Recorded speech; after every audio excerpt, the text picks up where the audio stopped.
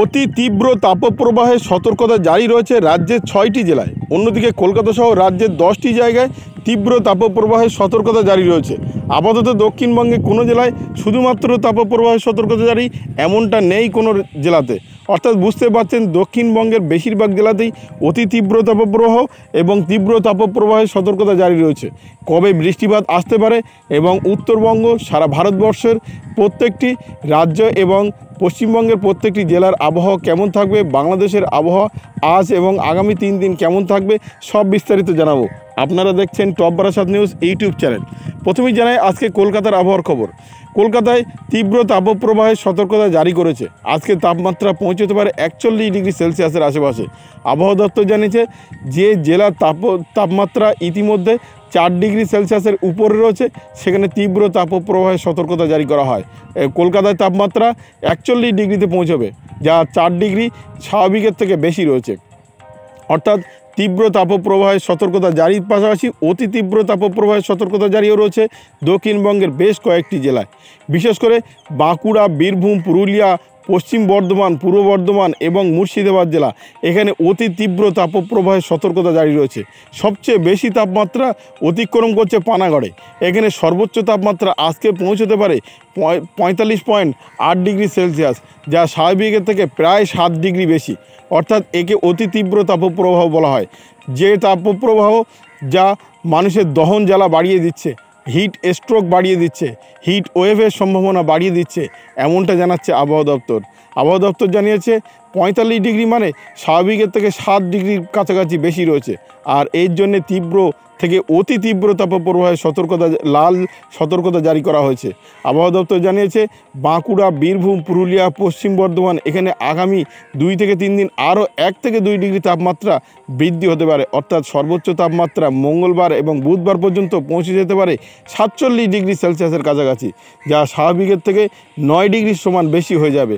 অর্থাৎ লাল সতর্কতা ইতিমধ্যে জারি করা হয়েছে বাঁকুড়া, বীরভূম, পুরুলিয়া, পশ্চিম বর্ধমান, পশ্চিম মেদিনীপুর এবং মুর্শিদাবাদ জেলায়।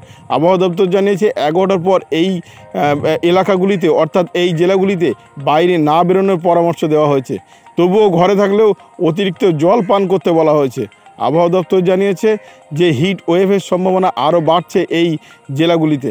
অন্যদিকে কলকাতা সহ হাওড়া, হুগলি, উত্তর ও দক্ষিণ 24 পরগনা, পূর্ব মেদিনীপুর, নদিয়া এখানে সর্বোচ্চ তাপমাত্রা আজকে কোথাও কোথাও 41 ডিগ্রি, কোথাও কোথাও 42 ডিগ্রি পৌঁছবে। আবহাওয়া দপ্তর পূর্বাভাসে জানিয়েছে আপাতত তীব্র তাপপ্রবাহের সতর্কতা জারি থাকলেও এখানেও অতি তীব্র তাপপ্রবাহের সতর্কতা কোনো রকম সম্ভাবনা নেই বলে জানিয়েছে। আবহাওয়া দপ্তর আরও জানিয়েছে আগামী 2 থেকে 3 দিন এই তীব্র তাপপ্রবাহ বজায় থাকবে। আপাতত বৃষ্টিপাতের কোনো সম্ভাবনা বুধবার পর্যন্ত নেই বলে জানিয়েছে আবহাওয়া দপ্তর।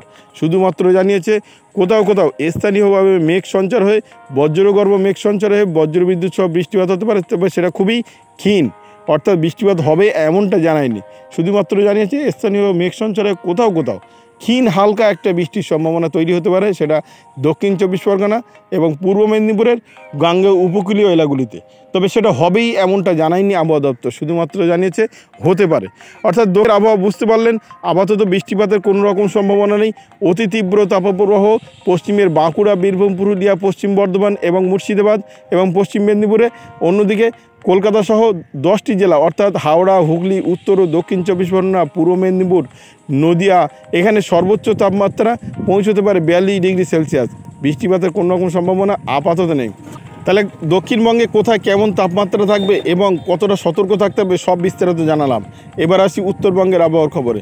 উত্তরবঙ্গে আজকেও বৃষ্টিপাতের সম্ভাবনা রয়েছে বেশ কয়েকটি জেলাতে, বিশেষ করে দার্জিলিং, কালিম্পংয়ে হালকা বজ্রমেঘ সংঘর্ষ হয়ে বজ্রবিদ্যুৎ সহ বৃষ্টিপাতের সম্ভাবনা রয়েছে। আলিপুরদুয়ার, কোচবিহার এবং শিলিগুড়ি এখানে বজ্রবিদ্যুৎ সহ বৃষ্টিপাতের সম্ভাবনা রয়েছে। বৃষ্টিপাতের সম্ভাবনা একদমই নেই মালদা এবং 2 দিনাজপুরে। মালদার তাপমাত্রা ইতিমধ্যে গতকাল 40 ডিগ্রি ছুঁয়েছে। অর্থাৎ এখানে তাপপ্রবাহ সতর্কতা জারি করেছে আবহাওয়া দপ্তর। হলুদ সতর্কতা জারি হয়েছে। অন্যদিকে 2 দিনাজপুরের মালদায় হলুদ সতর্কতা জারি না হলেও এখানে আজকের তাপমাত্রা 40 ডিগ্রি পৌঁছে যাবে। গতকাল ছিল 39.6 ডিগ্রি সেলসিয়াস, আজকে সেই তাপমাত্রা 40 ডিগ্রি পৌঁছে যাবে। এখনই বৃষ্টিপাতের সম্ভাবনা সমতলের এই 3 জেলাতে নেই বলে জানিয়েছে আবহাওয়া দপ্তর। আবহাওয়া দপ্তর সেই সঙ্গে জানিয়েছে আগামী বুধবার পর্যন্ত এমনই শুষ্ক আবহাওয়া থাকবে এবং অস্বস্তিকর ভ্যাপসা গরম বজায় থাকবে এই 3টি জেলাতে। এবার আসি ভারতের অন্যান্য রাজ্যগুলির আবহাওয়ার খবরে। ভারতের অন্যান্য রাজ্যগুলির মধ্যে আজকেও বৃষ্টিপাতের সম্ভাবনা রয়েছে মণিপুর, মেঘালয়, নাগাল্যান্ড এবং অরুণাচল প্রদেশ। এখানে হালকা বৃষ্টিপাতের সম্ভাবনা আজকেও রয়েছে। হালকা বৃষ্টিপাতের সম্ভাবনা রয়েছে আজকে বিশেষ করে জম্মু কাশ্মীর, সিকিম, লাদাখ এবং সেই সঙ্গে উত্তরাখণ্ড, হিমাচল প্রদেশ। এখানে আজকেও বৃষ্টিপাতের সম্ভাবনা রয়েছে। শুষ্ক আবহাওয়া থাকবে আমরা দেখতে পাচ্ছি উত্তরপ্রদেশ, মধ্যপ্রদেশ, বিহার, ঝাড়খণ্ড, ছত্তিশগড় এবং উড়িষ্যাতে। এখানে বৃষ্টিপাতের সম্ভাবনা আজকে কোথাও নেই। আবহাওয়া দপ্তর জানিয়েছে এই রাজ্যগুলিতে তীব্র তাপপ্রবাহের সতর্কতা জারি না থাকলেও, অতি তীব্র তাপপ্রবাহের সতর্কতা জারি না থাকলেও এখানে সর্বোচ্চ তাপমাত্রা পৌঁছাবে 40 ডিগ্রি থেকে 41 ডিগ্রি সেলসিয়াসের আশেপাশে। বিশেষ করে বিহার, ঝাড়খণ্ড, ছত্তিশগড়ে এখানে তাপমাত্রা পৌঁছাবে 41 ডিগ্রি সেলসিয়াসে। তবে শুধুমাত্র তাপপ্রবাহের সতর্কতা জারি করেছে আবহাওয়া দপ্তর।